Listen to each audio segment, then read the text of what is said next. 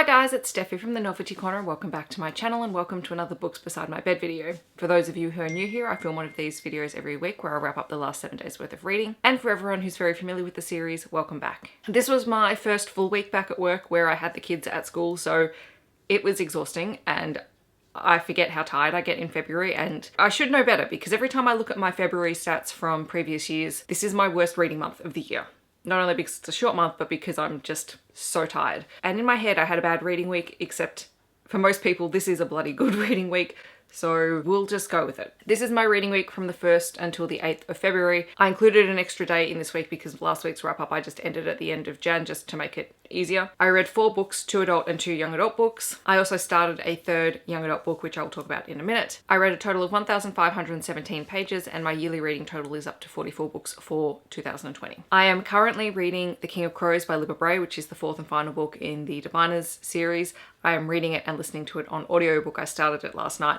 I will probably finish it today. I'm really loving it.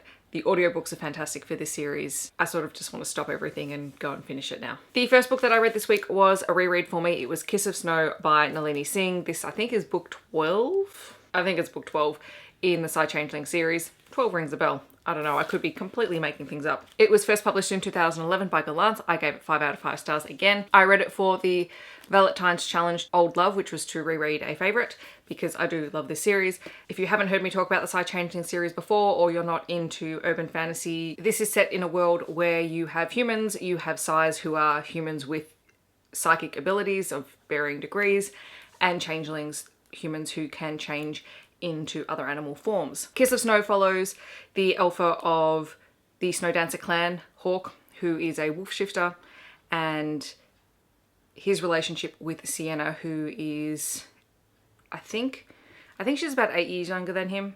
Could be 8 to 10 years younger than him.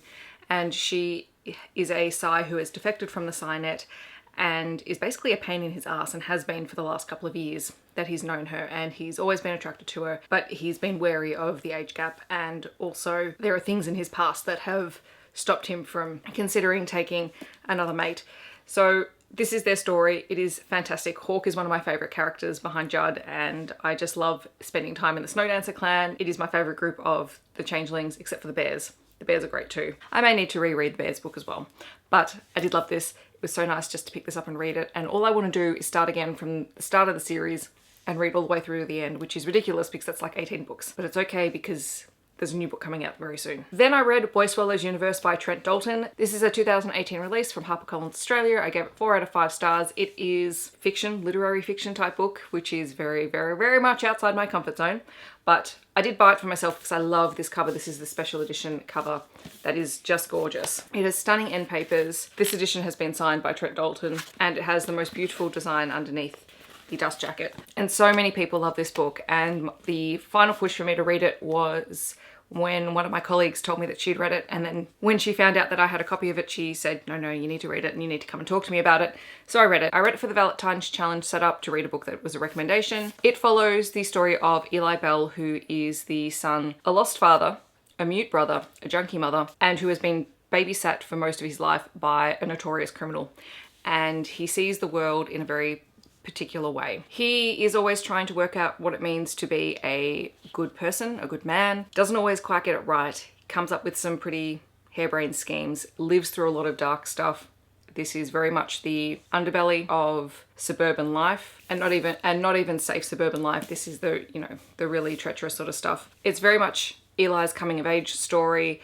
There are some strange moments in the story that I don't think I've quite wrapped my head around, but it is beautifully written. Trent Dalton has a great way of writing a story, and I very much appreciated it. I'm glad that I read it because it's very different to things that I normally read. Then I read Highway Bodies by Alison Evans. This is a 2019 release from Echo Publishing and I gave it 3 out of 5 stars. It is a young adult dystopian zombie story, so dystopian horror. I read this for the Valentine's Challenge Long Time Crush, which is to read a book that you've been meaning to read for a long time. I did buy this earlier in the year and I did have it signed by Alison. This is a story that follows 3 groups of teens who are trying to survive the end of the world. As a reader, we never quite find out exactly how people start becoming zombies, but we find out what the kids know as they uncover the the truth about why people are suddenly turning up as zombies and killing other people, and they have to sort of survive in this new environment. This is a book that has lots of really fantastic representation. You have genderqueer characters, transgender characters, you name it. It is own voices, and I enjoyed the concept. I only gave it 3 out of 5 stars because I found that it was more of just sort of these kids living through the moment rather than there being a particular plot twist that was building up to something. And it does have a very open ending. So if you're looking for closure, this is more one of those books where you have to sort of come up with your own closure, which is totally fine. I don't mind that in a book. But yeah, it was mostly the fact that it just sort of felt like we were just stepping through their current lives. Great characters, great concept. Glad I read it. That's Highway Bodies. The last book I'm not going to talk very much about, and that is The Girl with the Gold Bikini by Lisa Walker. This was a book that was sent to me for review by the publisher Wakefield Press. It is a 2020 release. I gave it 4 out of 5 stars when I read it. I am part of a book tour for this in early March. So I will actually have a video on my channel that is a full review of this book. Basic premise, this is a story about Olivia Grace, who is 18. She's just finished high school, and instead of going off on a gap year with her friends through Asia, she has decided to apply for and start working at a private investigator office on the Gold Coast with one of her childhood friends who started up the business. She is a big fan of Nancy Drew, Veronica Mars, and all of that, but what she finds out is that perhaps the job is not quite like that initially, and then she stumbles across a mystery that she is determined to solve, and she has lots of ups and downs along the way. It is really fun. It is funny and entertaining, and Olivia is just this delightfully fun, interesting character, and she tries really hard, and I really appreciated that. So I'm looking forward to reviewing this properly in a couple of weeks' time. So those are all the books that I read this week. In the comments below, let me know if you have read any of these books or if you're planning on reading them in the future. Otherwise, feel free to let me know what you are currently reading. I hope that wherever you are in the world, you're having a wonderful day, and I'll catch you guys in my next video. Thanks so much for watching. Bye guys.